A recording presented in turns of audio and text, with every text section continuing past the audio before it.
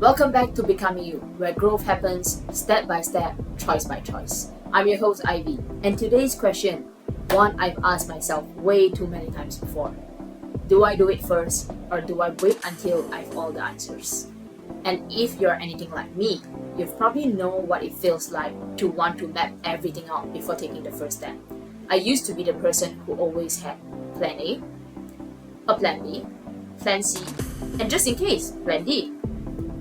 And for each of those plans, I'd even have my backup answers, a checklist, a risk plan, a contingency plan. It made me feel safe, like I was in control. And yes, it helped me see problems ahead of time, spot questions I might have missed. But it also did something else. It made me freeze, overthink, hesitate, because the more I tried to plan for everything, the more I felt like I wasn't ready for anything. Over time, I realized having all the answers before I start, that's impossible. And honestly, it's not even the point.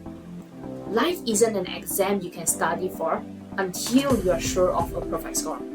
It's more like a conversation, a continuous conversation, where you learn as you go, you figure things out while you are in it. And when I started accepting that, I started living a little different. Take this podcast for example. When I started Becoming You, I was far from ready. I wasn't sure about my voice. I felt awkward about it. I wasn't sure if I was good enough. I'm pretty sure I wasn't. I kept thinking, should I have the perfect format first, something fixed? Should I know exactly what topics people want to hear? But instead, I decided to go with a 60% confidence. Not 100, not even 80.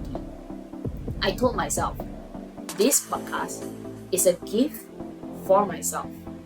And now I can truly say it has been a gift. A gift to show up, to be present, to learn about myself, to grow by doing, and yes, to grow with you, my listeners. Every episode, every mistake, every unexpected feedback, they didn't just make me better at doing podcasting. They helped me discover more about my own voice and my own story. I think sometimes we wait for the right answers because we are afraid. I was afraid to fail, afraid to be judged, afraid to realize that I'm not good enough and I will never be good enough. But here's the truth. You don't become good enough by waiting.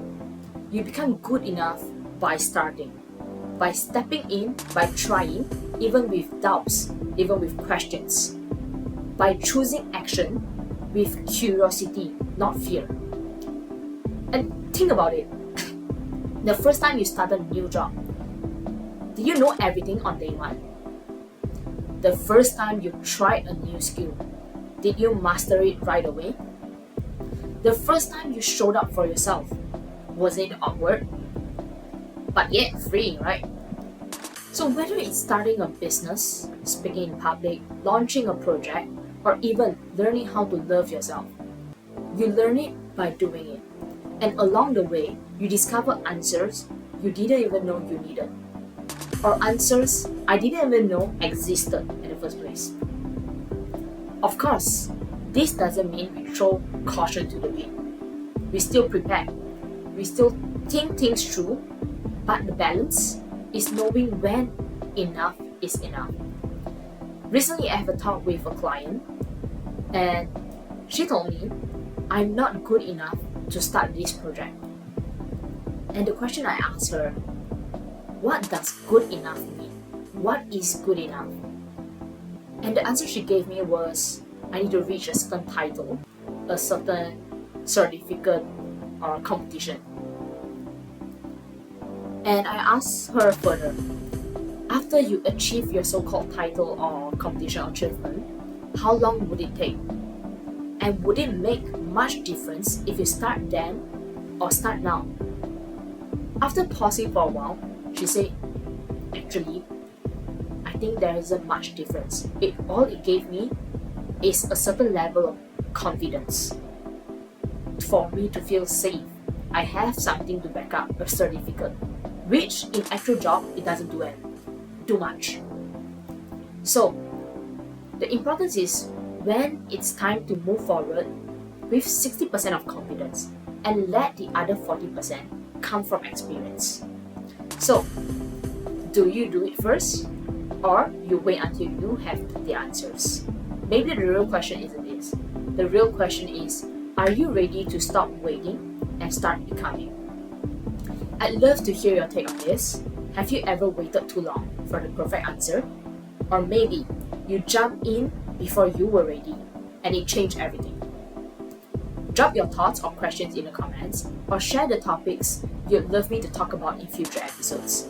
This space is for real conversations and I love to hear from you. And I'll see you in the next episode of Becoming You, where growth happens step by step, choice by choice.